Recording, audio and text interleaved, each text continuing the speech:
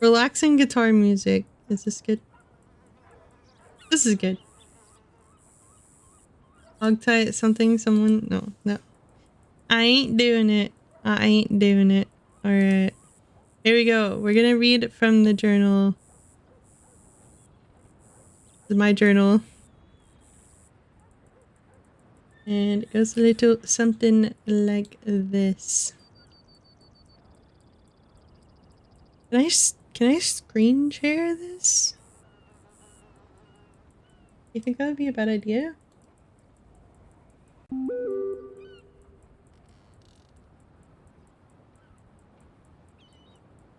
Here we go. Screen share it. So you guys can see the photos and whatnot.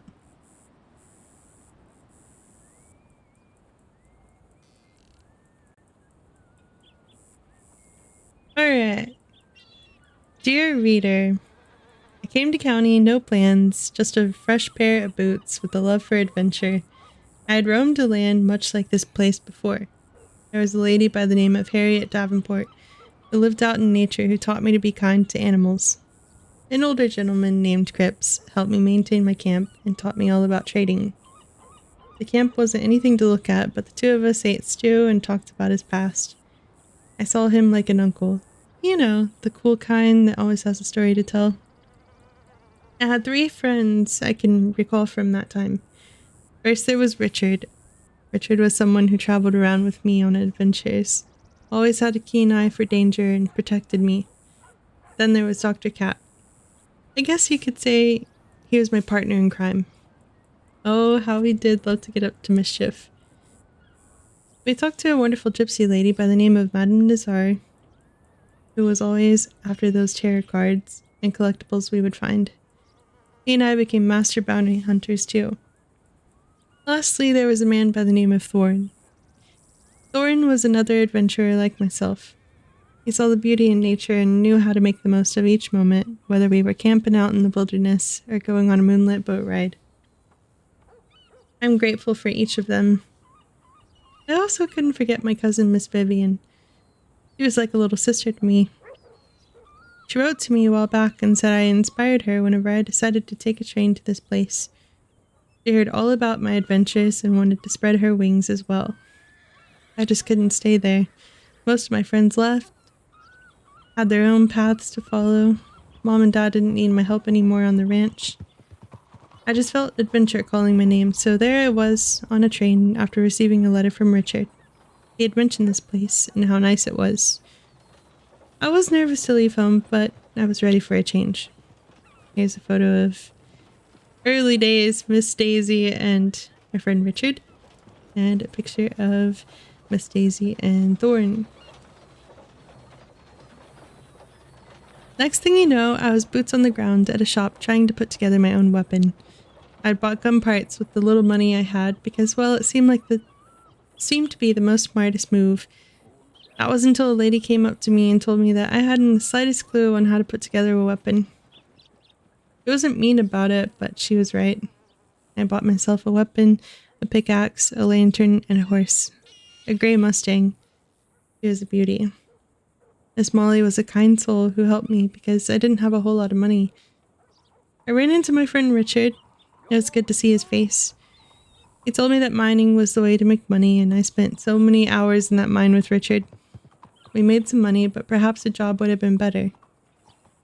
I got asked by the lovely townsfolk about what I would be doing for work, but I hadn't the slightest clue. I was traveling down south whenever I came across a man named Mr. Bennett.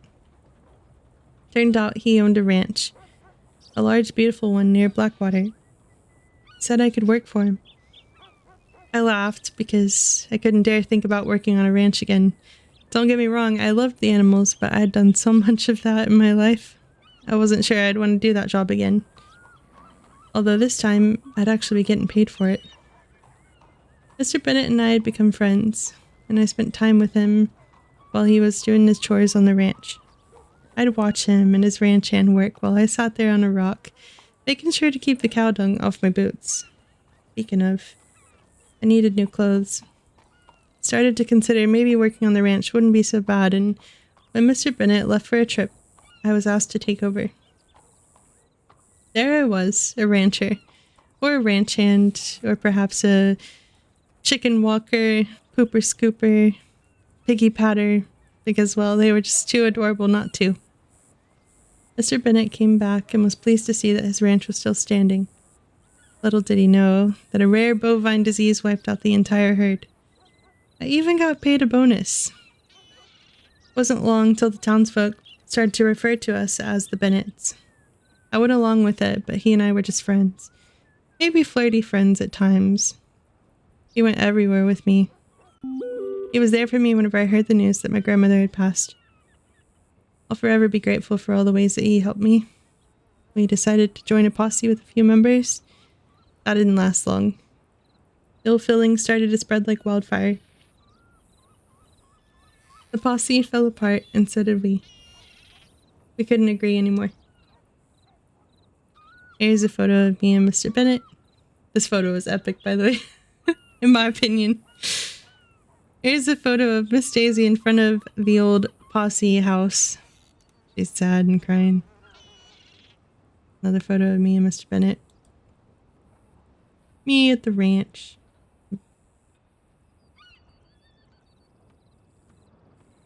I decided to take my skills as a farmer and start a business as a produce stand owner. I moved to Strawberry. I had a neighbor by the name of Mr. Rob Shade. Mr. Shade was always talking to me while I worked the plants, said he admired my decorating skills and asked if I could decorate his house. So I did. Word was there was a new gunsmith in town.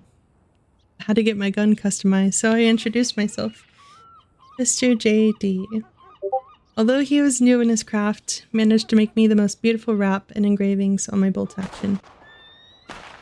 I knew from that first interaction that I enjoyed his company. We shared a few laughs. What? What is happening? Hold on, I gotta be nosy.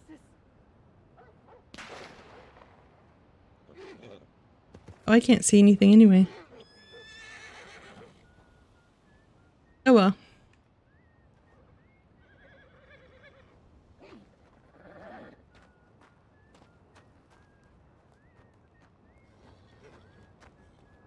Yeah, gunfire.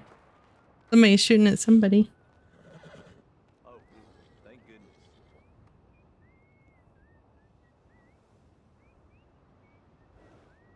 Alright. Let me go back to... Oh.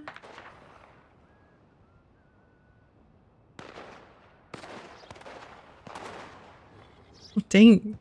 I feel like this was really relaxing, and now there's just gunfire, probably people dying in the background. Sorry, okay, I'm continuing, sorry. Said he admired my decorating skills and asked if I could decorate his house. So I did. Word was there was a new gunsmith in town. I had to get my gun customized, so I went to introduce myself. Mr. J.D., although he was new in his craft, managed to make me the most beautiful wrap and engravings on my bolt action. I knew from that first interaction that I enjoyed his company. We shared a few laughs. His presence was calm. He was friends with Mr. Rob Shade, so there were many times that he would be hanging out at Mr. Rob's house and come and say hi whenever I was at the stand.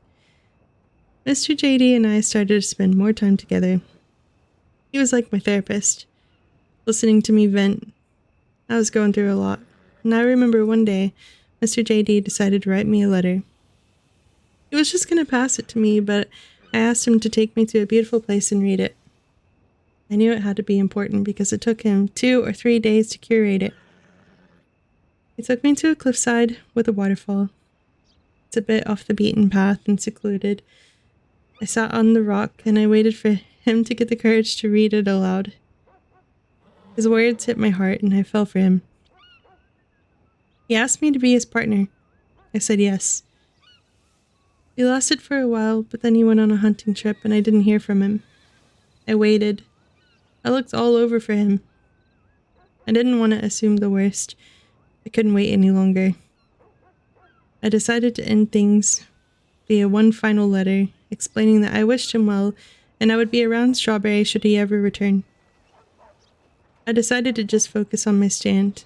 and I poured myself into the planting and harvesting, and I swore never again would I fall for another. I was hurt. I was bitter. Some days were very hard, and the plants received watering in the form of tears.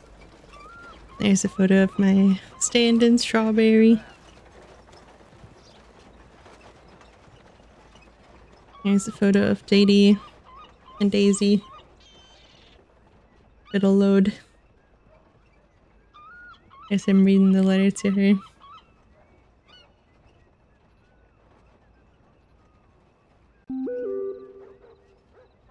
A little moment between. This is at Daisy's house. There's JD and Daisy. This is the letter that JD wrote to her.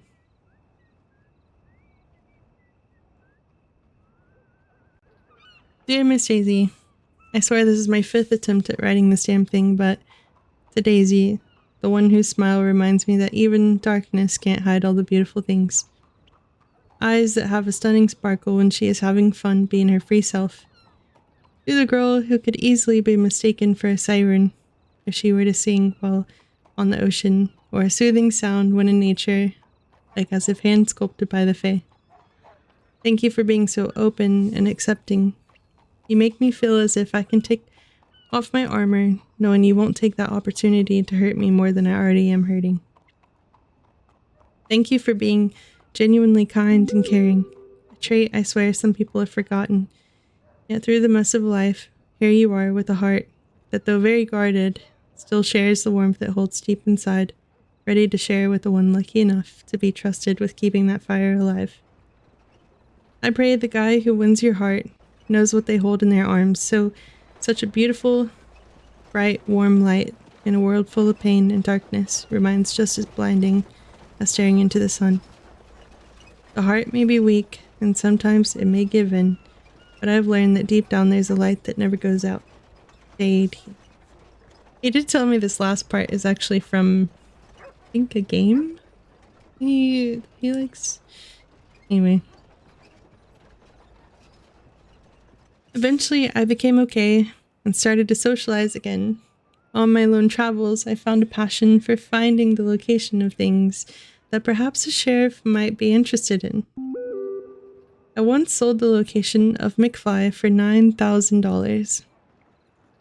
McFly was, let me just clarify. McFly was the moonshine buyer at the time. So let me close out of the game because it's gonna close here in a minute anyway. I started to gain notoriety as a snitch. Not something I'm super proud of, but I was desperate for money. My ranch funds started to dwindle due to my clothing habit and the cost of food. I met a sheriff by the name of Mr. Hoffman. He was easy to talk to, charming. The thought didn't cross my mind at first, but then I thought, I could share this information that I find with him. He also shared the passion of finding things, finding the location of 3 important things within one day, if I remember correctly. I didn't want people noticing me talking to the sheriff, so I dressed in disguise. He started to as well. We would meet in secret and go exploring. I started to see him as more than just a sheriff. He had depth, he was smart, and the 2 of us could find anything. I made the mistake of speaking while in Blackwater, and rumors got started that I might be taking him hostage. That made me laugh a little because I don't think I could have even if I wanted. His size alone made that comment comical. People started to catch on that we were sharing glances, and I couldn't help it. He was charming. We enjoyed spending time together. I always told him duty first, and then afterwards we would explore the countryside. We would sing to each other, and he lit off fireworks in more ways than one. Each time special because they were rare, but he managed to secure some during an auction. It was a sunset hour on the pavilion whenever he asked me to be his partner. He asked me to move to Rhodes. We packed our things and headed down to the